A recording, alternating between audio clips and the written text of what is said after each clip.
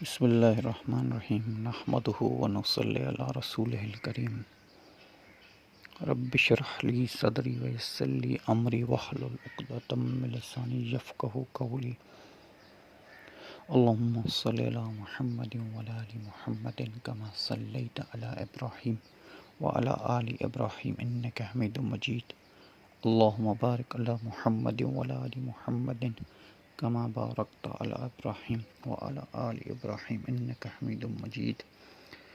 تو ہمارا موضوع چل رہا تھا سیرت کے بارے میں۔ تو ہماری بات یہاں تک پہنچی تھی کہ بی بی حلیمہ کے پاس آپ علیہ الصلوۃ والسلام کچھ سال رہے۔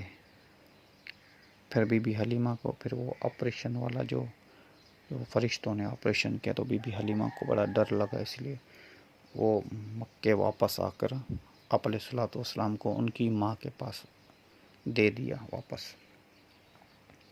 حالانکہ وہ ان کو دوبارہ بھی لے کے گئے 2 سال کے بعد، پھر آ کے آپ علیہ الصلوۃ والسلام کو دکھا کے، اور کچھ دن کے بعد پھر واپس انہوں نے لے کے جانے کے لیے انہوں نے اصرار کیا، تو بی بی آمنہ نے پھر ان کو اجازت دی۔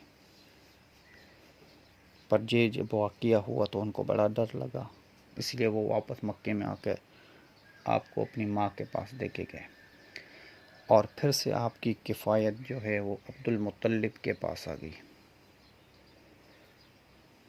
آپ کی جو کفایت ہے وہ عبد المطلب کے پاس آ گئی، اور عبد المطلب جو تھے وہ مکے کے سب سے بڑے سردار جو تھے وہ عبد المطلب تھے،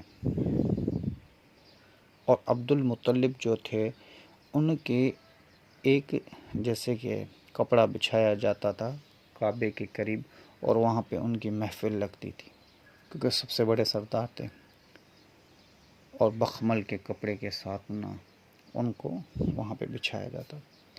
حالانکہ عبد المطلب کے پاس جو تھا اتنا وہ پیسے وغیرہ اتنے نہیں تھے، کیونکہ ان کا سارا جتنا بھی مال آتا تھا یہ سب حاجیوں پہ خرچہ ہو جاتا تھا، جیسے حاجیوں کو پانی پلانا، حاجیوں کی جو کفایت کرنی ہوتی ہے حاجیوں کی وہ کرنا، سب خرچہ اس پہ ہوتا ہے۔ اس لیے عبد المطلب کے پاس اتنا پیسہ نہیں ہوتا تھا، پر تھے مکے کے سب سے بڑے سردار، اور وہ فیصلہ بھی ان سے کروایا کرتے تھے۔ تو عبد المطلب جو تھے تو ان کے لیے وہاں پہ وہ مکے کے کعبے کے قریب ان کے لیے ایک وہ جیسے کپڑا بچھایا جاتا تھا، وہاں پہ ان کی محفل لگتی تھی، پھر لوگ سب سردار آتے تھے اور ان کے پاس بیٹھتے تھے۔ تو حالانکہ وہ اتنی بڑی جگہ تھی کہ عبد المطلب ایک بیٹھتے تھے، باقی سارے کھڑے ہوتے تھے، ان کے بیٹے بھی کبھی اس جگہ پہ نہیں بیٹھتے۔ پر جب نبی پاک صلی اللہ علیہ وسلم جو تھے، جب آپ کی عمر تھی 3 سے 4 سال ہوگی، تو آپ صلی اللہ علیہ وسلم جا کے عبد المطلب کی جگہ پہ بیٹھا کرتے تھے۔ تو عبد المطلب کہا کرتے تھے، ان کے بیٹوں نے جا کے عبد المطلب کو بتایا، جو نبی پاک صلی اللہ علیہ وسلم کے چاچا تھے، تو نبی پاک صلی اللہ علیہ وسلم کے چاچا نے جا کے ان کو بتایا عبد المطلب کو۔ عبد المطلب نے کہا کہ اگر یہ بیٹا میرا بیٹھ جائے محمد، تو اس کو مت اٹھانا تم لوگ، اگر یہ بیٹھا ہے تو اس کی شان کے خلاف اگر ہے تو میں زمین پہ بیٹھ جاؤں، پر اس کو نہیں اٹھاؤں گا، کیونکہ یہ میرا بیٹا جو ہے بڑے شان والا ہے، اور میں کبھی اس کو روکوں گا نہیں، اور تم لوگ بھی مت روکنا اس کو اس جگہ پہ بیٹھنے کے لیے۔ تو اسی زمانے سے آپ علیہ الصلوۃ والسلام سرداروں کی محفل میں بیٹھنا اور ان کے فیصلوں میں بیٹھنا، ہر چیز آپ علیہ الصلوۃ والسلام کے پاس تھی۔ تو کچھ دن کے بعد کیا ہوا، بی بی آمنہ رضی اللہ تعالی عنہ نے کہا کہ میں جا کے اپنے خاندان والوں سے جا کے مل کے آتی ہوں، بہت وقت ہو گیا میں وہاں پہ نہیں گئی، اور محمد صلی اللہ علیہ وسلم کو بھی لے کے جاتی ہوں اپنے ساتھ۔ تو مدینہ منورہ جو ہے، جیسے مکہ شریف جو ہے وہ آپ کے چاچا اور باپ اور والدین کی طرف سے، اور ماں کا جو خاندان ہے وہ کہاں سے ہے، وہ مدینے سے ہے، آپ کے ماما جو تھے مدینے کے تھے، تو وہ مدینے آپ علیہ الصلوۃ والسلام کو لے کے آئی۔ تو جب مدینے میں پہنچی تو سارے لوگوں نے جب آپ علیہ الصلوۃ والسلام کو دیکھا، آپ علیہ الصلوۃ والسلام کی باتوں کو سنا، اور مطلب حالانکہ آپ چھوٹے تھے، ابھی 3-4 سال عمر ہو گیا آپ کی، راہبوں نے دیکھا تو یہ باتیں جا کے تھوڑی سی کھلنے لگی نا راہبوں کے پاس میں. تو راہبوں نے کہا کہ یہ جو بچہ ہے یہ اس امت کا جو ہے وہ نبی ہے، اس لیے آپ اس کا خیال رکھنا کیونکہ اس کے بڑے دشمن ہیں. تو بی بی آمنہ رضی اللہ تعالیٰ عنہ کو بڑا ڈر لگا اس بات سے. تو بی بی آمنہ رضی اللہ تعالیٰ عنہ حضور اکرم صلی اللہ علیہ وسلم کو واپس ہوئی کہ میں جاتی ہوں اپنے مکے میں. تو وہاں پہ پھر بھی ان کی کفایت کرنے کے لیے جو ہے عبد المطلب ہے، ان کے بیٹے ہیں، سرداری ہے ان کے پاس. تو وہاں سے پھر واپس وہ بی بی آمنہ رضی اللہ تعالیٰ عنہ اور ایک ان کے ساتھ ایک خادمہ تھی اور آپ علیہ السلام 3. تو یہ واپس ہوئے. تو پھر راستے میں بی بی صاحبہ کا انتقال ہو گیا. اب وہ ایک جگہ ہے مکے سے مدینے کے راستے پہ آتی ہے، پر راستے سے تھوڑی ہٹ کے جگہ ہے. تو اس جگہ پہ بھی اختلاف ہے کہ آپ علیہ الصلوۃ والسلام کی جو ابھی بھی آمنہ رضی اللہ تعالی عنہ ہیں ان کو کہاں دفن کیا گیا. ایک روایت میں آتا ہے، کچھ علماء کہتے ہیں کہ جنت المعلی میں دفن کیا گیا، اور کچھ روایتوں میں آتا ہے کہ جنت المعلی میں آپ کو ابوا میں دفن کیا گیا جہاں آپ کی وفات ہوئی تھی.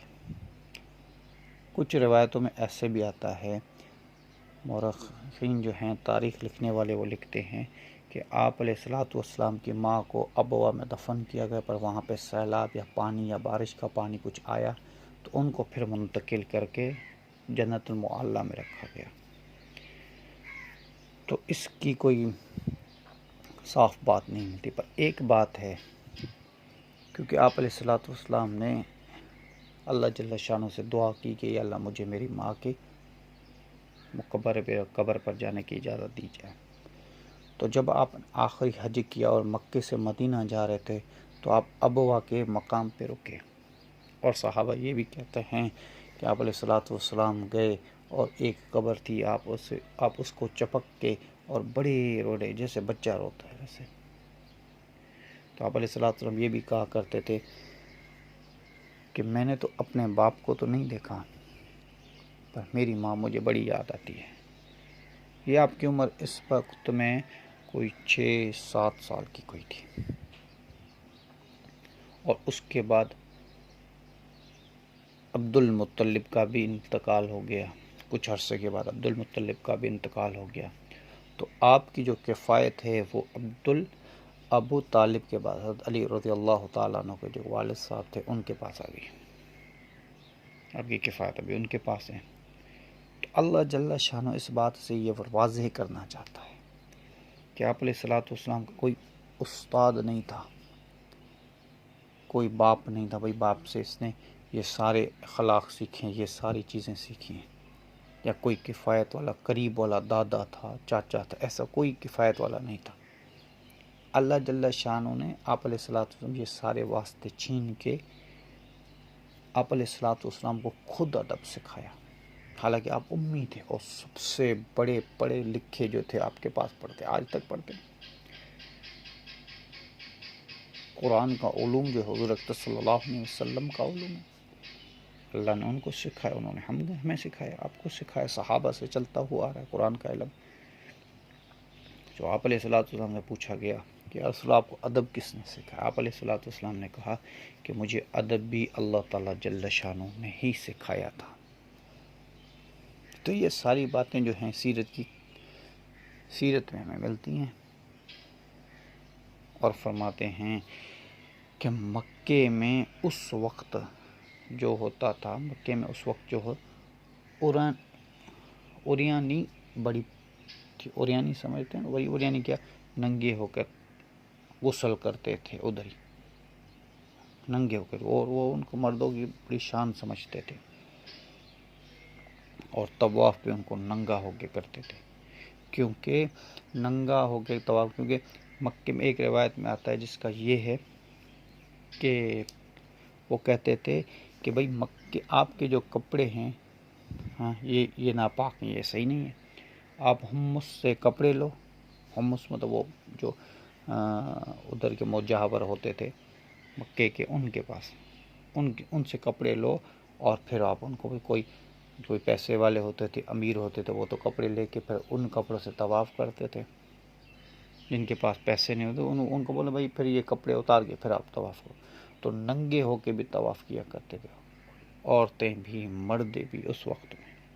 اور یہ ننگے ہو کر جو طواف کیا کرتے ہیں، یہ 9 ہجری تک چلتا رہا، حتیٰ کہ اللہ جل شانہ حضور اقدس صلی اللہ علیہ وسلم نے حضرت علی کرم اللہ وجہ سے فرمایا کہ آپ جاؤ مکے میں جا کے اعلان کرو.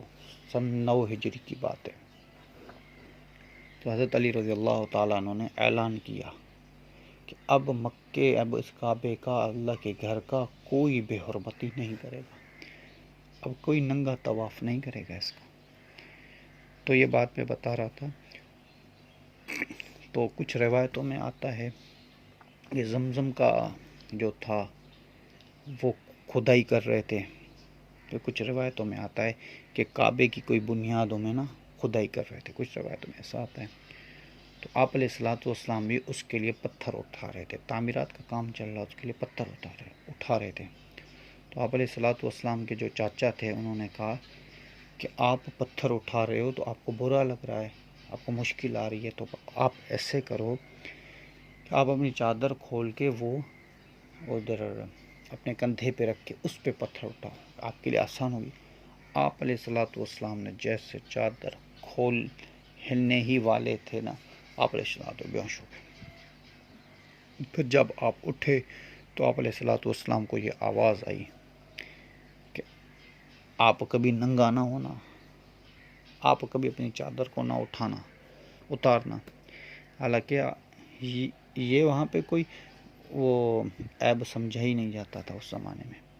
ان کے لیے تو بڑی وہی شان کی بات تھی کہ جو لوگ جو ہیں وہ ننگا ہو گئے، اور ان مردانگی جو ہے وہ کہتے تھے بھائی ہم تو مرد ہیں کہ ہم ننگے ہو کے طواف کرتے ہیں، ہم ننگے ہو کے یہ کرتے ہیں، ہم ننگے ہو کے وہ کرتے ہیں، ہم ننگے ہو کے سامنے غسل کرتے ہیں. تو آپ علیہ الصلوۃ والسلام کی یہ سیرت کے پہلو میں ہمیں یہ بھی اللہ کو یہ بھی منظور نہ تھا کہ آپ علیہ الصلوۃ والسلام کا جسم کوئی دیکھے، آپ علیہ الصلوۃ والسلام کا جسم اطہر کوئی دیکھے.